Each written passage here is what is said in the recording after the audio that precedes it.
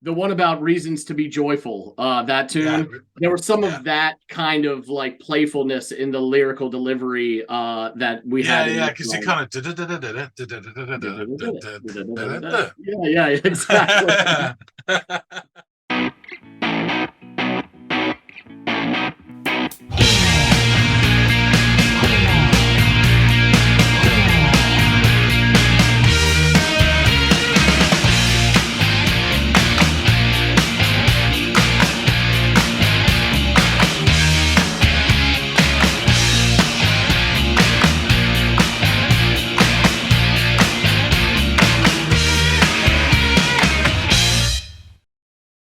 Hey, everybody, welcome back to another episode of the Audiophiles. Andy and John here, as always. And John, you are going to offer up something to the class here. What have you got in store for us, my friend? Wow. I say this quite often, but I really mean it this time. Now for something a little bit different. I've been trying to sort of work out a way to shoot on this band onto the channel, and then I just thought, oh, fuck it, let's go for it. So, yeah, the band is called The Streets. Okay, okay. Have you heard of them?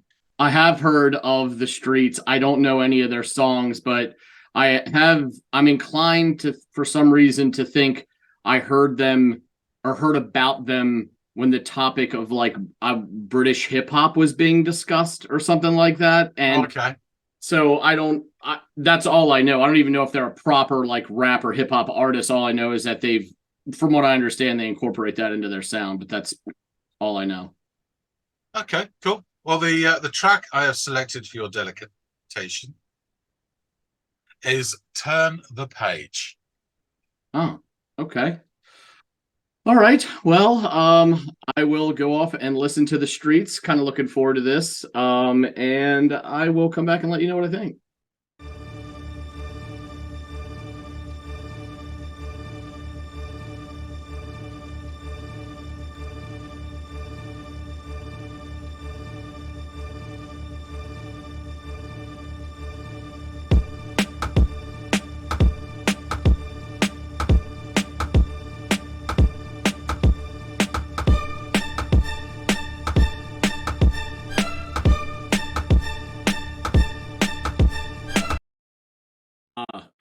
I really really enjoy. I mean, it's obviously I don't know. This has shades of like a hip hop beat to it, so there is going to be, one could argue, this air of perhaps overproduction.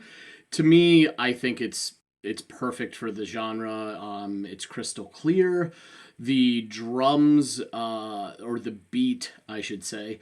Obviously, it sounds like a facsimile or a recreation of drum sounds. Not exactly like someone sitting back on a kit creating that, but I really, really enjoy it. It's a fun beat. There's this sort of this ominous pulse to begin. Then that drum beat kicks in, and now we have these beautiful sort of staccato, punchy, again, perhaps synthetic, like synthesized sort of violin sound that's being provided. And I really, really like that. Perhaps it is real violin. I don't know. It could be a product of it being real but overproduced, or very produced, I should say, or just someone patching in the sort of synthetic punching high pitched violin sound. Either way, I really, really like it. It's got this musically, there's already this cinematic quality to the sound that I really, really appreciate. But I mean, we're only 30 seconds into this thing, so let's see where it goes.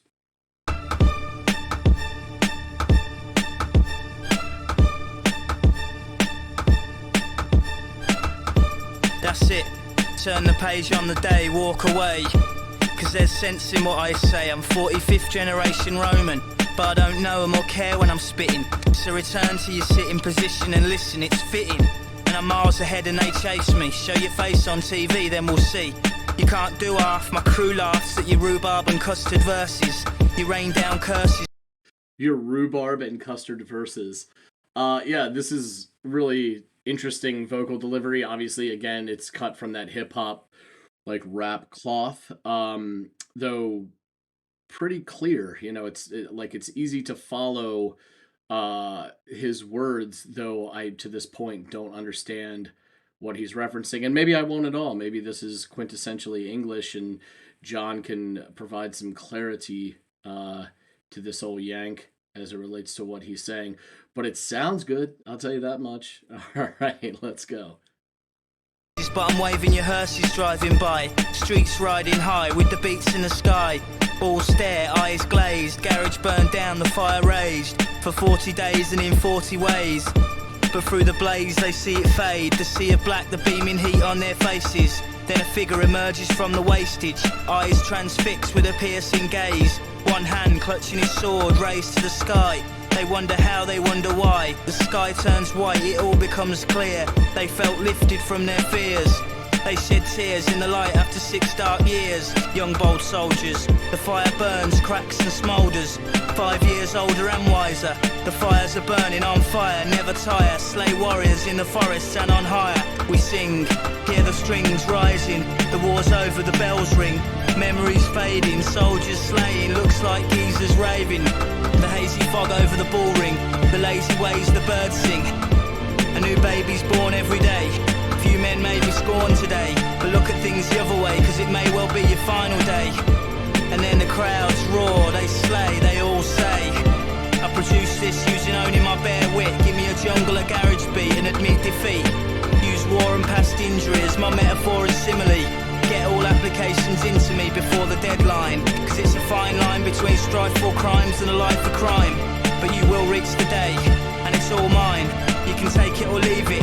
I shake and reveal stage tricks like Jimi Hendrix. In the afterlife, gladiators meet their maker.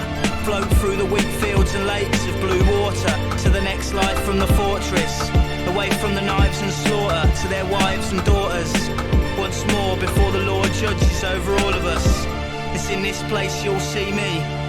Brace yourself, cause this goes deep. I'll show you the secrets, the sky and the birds. Actions speak louder than words. Stand by me, my apprentice. Be brave. Clench fists.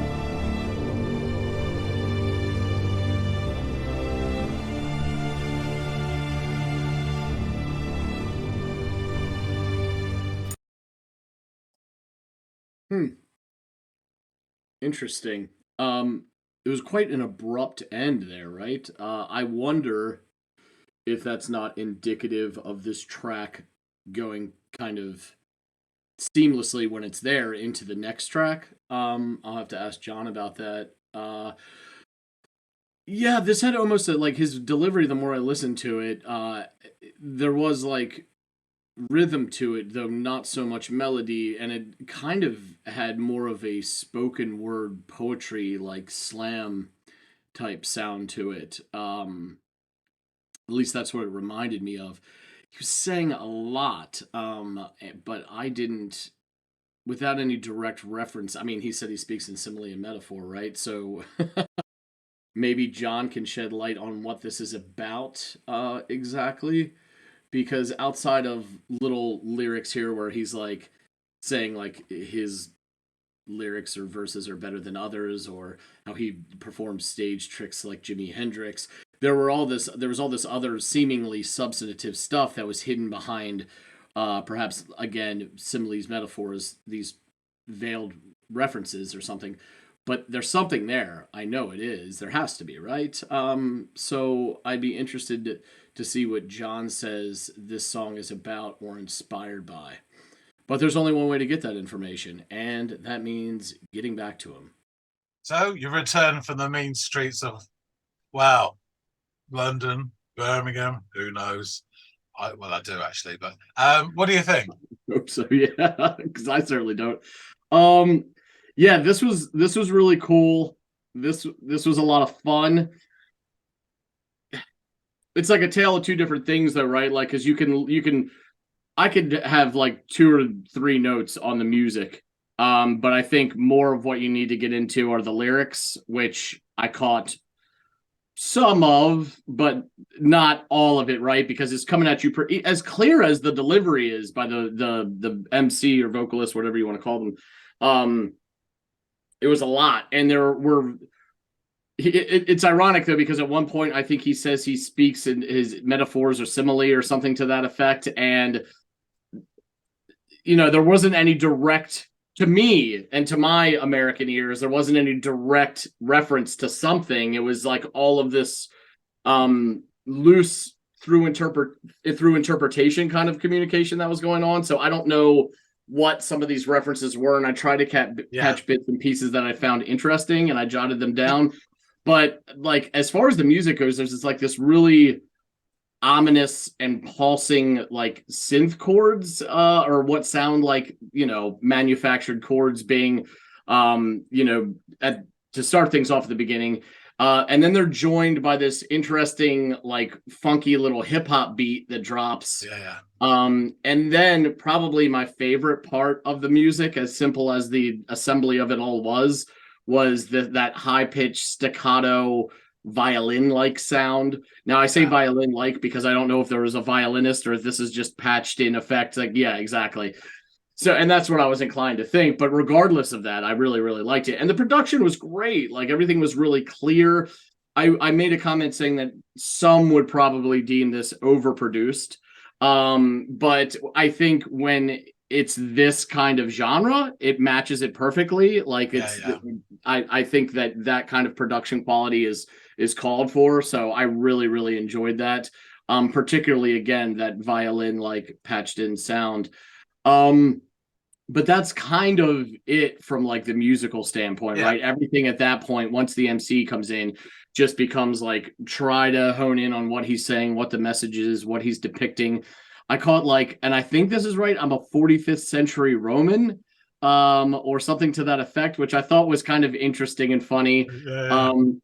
But he and as you often find in rap, like, or hip hop, there's like what they're talking about, and then all these little funny tongue-in-cheek lines that they'll pepper in from time to time. And so I was like caught between like the story and those sort of like throwaway lines that they kind of put in there. So one of them was half my crew laughs at your rhubarb and custard verses, which is something you also often find, the tearing down of others or the bigging up of yourself as a rapper or MC. So I was like, oh, it's nice to see that that's translated as well to the English version of like hip hop. And waving at your hearses driving by was another interesting line I caught. And then there are all these allusions to fire and war and what comes in the wake of that. Some figure emerging from wastage, with one hand clutched to his sword. The sky turning white and then clarity coming in the wake of something. So I'm like, do you know who that is? No. Do you know who that is? Russell Crowe. So he's like, what is he literally talking about? Gladiator or something? Yeah. Okay. He's equating himself to that, as in, 45th generation Roman and all that. It's funny, isn't it? Yeah, it is, but it's all, you can't just pick up on that on first listen, especially no chance. You're removed from it as I am. Again, I choked, or I jotted down my metaphor is a simile or something to that effect. Performed stage tricks like Jimi Hendrix was another line that caught my eye or caught my ear, obviously. So I was a fan of that. And I just wrote, needless to say, I'm confused by the subject matter, but I do like the spoken word, like poetry slam type delivery of the MC, which is very interesting. And a little old school in the world of rap. There's no like hard rhythm writing or creating with the vocals that you'll find in some other, like I think of Busta Rhymes and I think, oh my God, speed rapper that rides rhythm so hard. This wasn't that at all, but it doesn't make it bad, right? It's just kind of like more of a throwback. And there's this very, I will say again, finally about the music, there is this very cinematic feel to the production and the music on this track. And I enjoyed that aspect of it very much because it was almost like lyrically a scene from a movie was playing out before you. And I thought that was really interesting. And I'm just curious to know what the song is about specifically, or, if it is, or if it's just like a piss take and he's just rattling off a bunch of lines that he's managed to make rhyme or fit this rhyming scheme. But yeah, you're going to have to shed some light on this yank, as I felt perhaps some of this was very Brit centric, and not Really, something I yeah. probably would have like understood, though I did enjoy. Yeah, and I think that's some of the charm and beauty of it, because it's so British. Yeah, you could view him as like a street poet. Well, it's a terrible phrase, but along the Yeah. lines of someone like Ian Dury. The same snippets of life and all that sort of stuff. It is so You know, funny that you mentioned that, and I'm pissed off now that I didn't say anything because I didn't want everyone to be like, I didn't want the English folk in our audience who are far more familiar with both those bands to go, oh, that's a horrible, analogy. But I, interestingly enough, got Ian Dury vibes from the way he yeah, delivered his line, and even especially in that the what is it, the one about reasons to be joyful, that yeah, tune. There was some yeah. of that kind of like playfulness in the lyrical delivery that we had Yeah, in yeah, this because he song. kind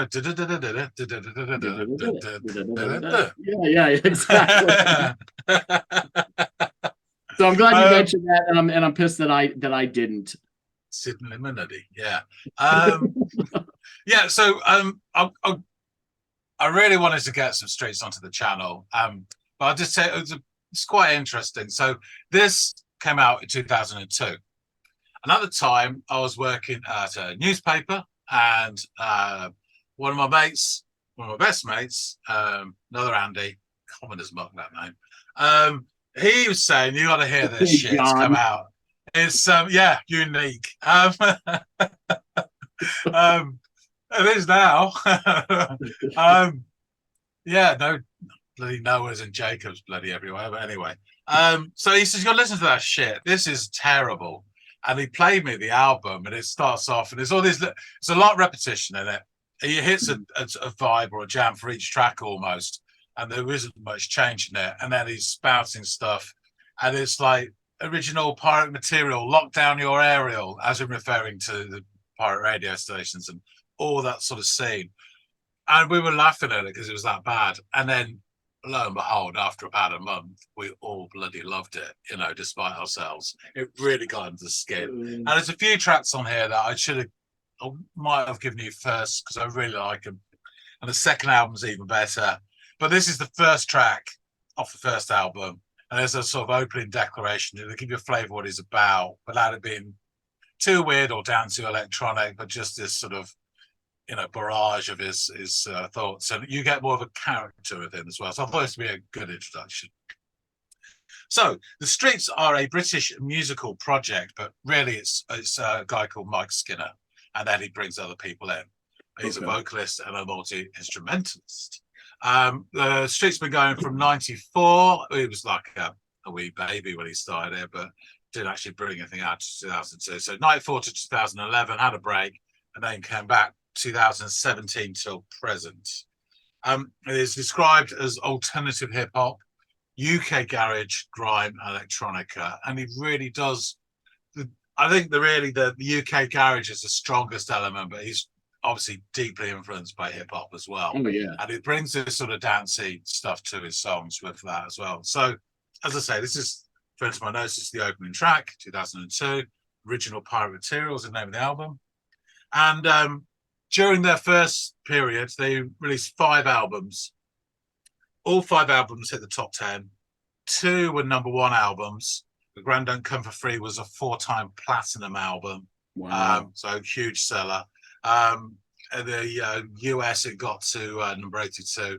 And The Hardest Way to Make a Living got to, which I think is also platinum, got to number 68 in the US. They've had 11 top 30 singles and a #1 with Dry Your Eyes in the UK, which is both poignant and hilarious. But we might get onto that at some point. You'll piss yourself laughing because it's so funny, but it's so true as well. That's his charm, and it's other songs like You Fit, But You Know It. And I thought, it's just so good. So this album reached number 10 in the UK charts and it's double platinum. So big seller as well. Now, their 6th album, The Darker the Shadow, The Brighter the Light. I don't know when this is going to drop, but it's set to be released on the 13th of October 2023. So as we're recording this, 5 days' time. When this drops, will probably already been released. And God, wasn't it good? everybody. It's so great. It's their first album in 13 years. And what he's actually done is, at the same time, a film of the same name is going to be released alongside the album, and they both coexist. And it's dubbed a tripped out noir murder mystery based in London's Clubland. And Skinner himself funded it, wrote it, directed it, acted it, edited, mixed it, and produced both projects all by himself. This guy wears a lot of hats. So because he's, as I believe I caught, he's also the one who writes and produces the music that he then spits his lyrics over top of or whatever, which is, interesting. A lot of times in American hip hop, it doesn't, I mean, there are your Dr. Dre's, right, that sit there and do everything. They create beats and they write their own lyrics or whatever. But a lot of outfits that I listen to, like, one is the guy who's working the tables and and all that, and then the other one is the one who's like the main lyricist. Terminator X. yeah, exactly. So that's cool. That's interesting, and it speaks, I guess, to this gentleman's talent. Since he's doing all those nuts. Yeah. This album's quite interesting. So he has stated that his main early influences were from States and Wu-Tang, Nas, Nice. Illmatic, obviously. But he also has attributed this, as he was developing it, this album, to the emerging UK garage scene of the late 90s. So he says here, referring to my notes, his stance was made while making the album was to combine UK garage sound with the lyrical content about all the little adventures you go on, rather than the style of UK hip hop, which he accused of being someone from Reading pretending to be Biggie or Q-Tip. So he wanted to sort of, anglicize it or Briticize it so it became reflective about what's going on in his life and culture, rather than West Side or all that shit, Right. And I think that's genius, and probably one of the most interesting things about rap and hip hop music, especially at least over here, is that, like, the way it's spread in such a regional fashion that every region has its own twist and take on it. So you can go to Memphis, or you can go to Atlanta, or you could go to Brooklyn, or you can go to, like, SoCal, even Houston, and all these different kinds of places in the Midwest have these different kinds of rap, and you can clearly discern what those differences are, even though they're not huge, they're not vastly different, but you see these little spins and takes on it. So I love the idea of not just replicating what's already been done and it being even more watered down by the fact that you're clearly importing it from a culture that's not yours, and rather taking the thing on a macro level and then injecting your culture into it and creating something very much your own. That's always a better tact, I think. And that's awesome that he's done that. I mean, with the songs like this, you've got the three elements, haven't you? You've got the musical content, which you can dig or not. And then you've got the delivery of the vocal content, and then what it means or what they're saying and how you sort of assemble with that. And it's true, there's a lot of hip hop I absolutely adore, but I have no connection to the tough streets of Cypress Hill. And I can't really honestly say I feel why he had to kill a man. But I absolutely adore that song though, because of the way they deliver it and the musical quality to it as well. So So journalist Simon Reynolds identified the album's lyrical content as capturing UK garage's submerged reality as a genre not based in nightclubs. So here's another important thing about this was it was all outside outside London in the late 90s. UK garage wasn't really played in the clubs. It was all on the pirate stations. And that's reflected in the attitude. So Skinner's originally from Birmingham and moved to London. So again, they would have had that big high-rise tower blocks you see as you're coming in on the M6, Birmingham. All of that would have been knocking around then. And there's various hilarious programs, people do nothing, same sort of thing. So this was recorded, it took about a year. And Skinner recorded the bulk of the album in the room he was renting in a house in Brixton in South London. The instrumental tracks, I'll get a bit technical here, I don't really understand all this, but I think you might find this interesting to some of our viewers. So the instrumental tracks were created on an IBM ThinkPad, while Skinner used an emptied out wardrobe as a vocal booth, using duvets and mattresses to reduce echo. Direct influences on the album include the 2000 film Gladiator, which inspired the lyrics of Turn the Page, the opening track of the album. He eschewed analog recording equipment and recorded and mixed the album entirely on Logic Pro, a digital audio workstation, by himself. I think that's just incredible. The sound it gets, it sounds so good. And it just shows the advances. And this is still 2 years ago, you know? Yeah, he's definitely, it's the beginning of all of this self-sufficient musician shit, right? That we saw bubbling up. You know, the second half of the 90s was spent like the internet and all these softwares were spent like getting their footing. And then by the time the early 2000s rolled around, they were sort of unveiled to the public, and we could get access to them and use them. And God, even now, I remember doing production courses in college for like broadcast and also being in bands and translating it to that as well, and tinkering around with it and building different tracks and creating one finished product. And it's come so far from then to now that it's so funny to go back and think about what that technology was like and the ends that this guy went to, creating like his own recording booth out of an old wardrobe that he's padded up with like clothes and mattresses and shit like that. That's wild. That's so wild. I have a hazy memory of this. There was a track, and I can't remember when it was, by a guy, I think it was Daniel Bedingfield, and they hit #1 in the UK. And I think that was the first time a song got to the top of the charts. It was solely created in someone's own like house rather than in a studio. Original Pirate Material received a critical acclaim on its release. So Enemy said the album represents a brilliant break with cliche. Skinner is one of the most original pop voices for years, by turns dark and funny and heartbreaking. The songs on original Pirate Material are snapshots of ordinary life as a young Midlands resident. Tales of love, going out, being skinned, getting drunk and eating chips. It's streets by name and streets by nature, and it's great.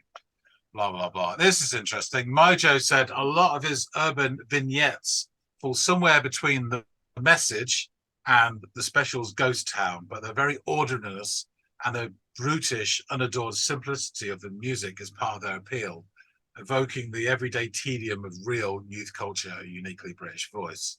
Blah, blah, blah. So yeah, there's lots of stuff on there. Enemy placed original Pirate Material #46 in their list of 100 best albums of all time. Oh, wow. And #9 in their list of 100 best albums of the decade. Observer Monthly ranked it the best album of the 2000s.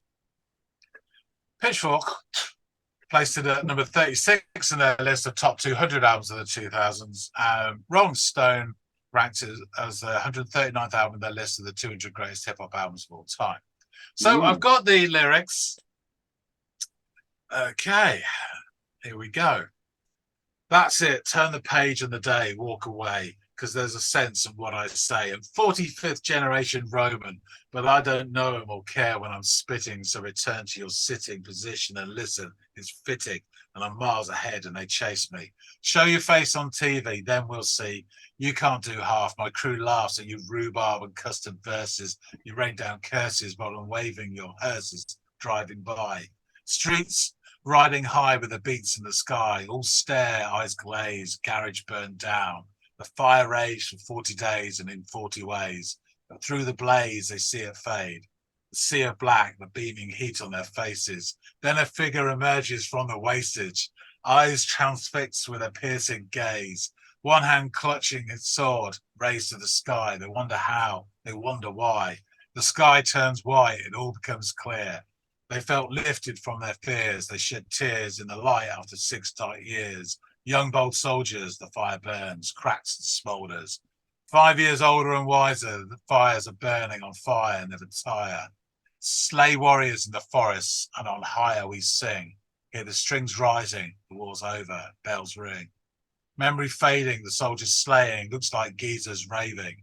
The hazy fog across the bullring, the lazy ways the birds sing. A new baby's born every day. Few men may be scorned today, but look at the things the other way, because it may well be your final day.